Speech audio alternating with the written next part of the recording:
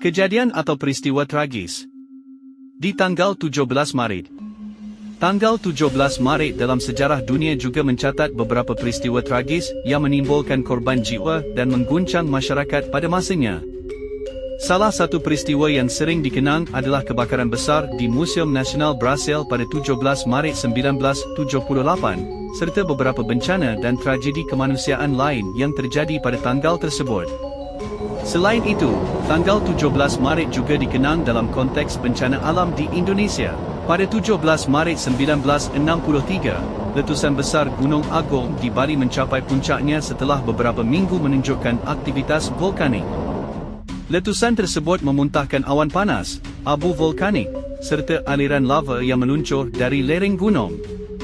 Desa-desa di sekitar kaki gunung banyak yang hancur dan tertimbun material vulkanik.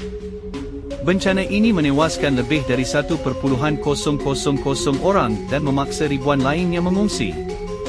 Bagi masyarakat Bali, peristiwa ini menjadi salah satu tragedi alam terbesar yang pernah mereka alami pada abad ke-20.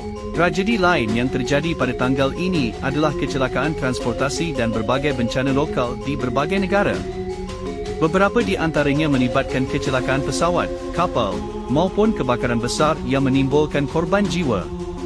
Walaupun tidak semuanya tercatat sebagai peristiwa global besar, kejadian-kejadian tersebut tetap menjadi luka bagi keluarga korban dan masyarakat yang mengalaminya. Peristiwa-peristiwa tragis yang terjadi pada tanggal 17 Maret mengingatkan bahawa sejarah manusia tidak hanya dipenuhi oleh kemajuan dan keberhasilan, tetapi juga oleh bencana, konflik, dan penderitaan. Dari tragedi tersebut, manusia belajar tentang pentingnya kesiapsiagaan terhadap bencana alam, peningkatan sistem keamanan, serta upaya menjaga perdamaian agar peristiwa serupa tidak terulang di masa depan.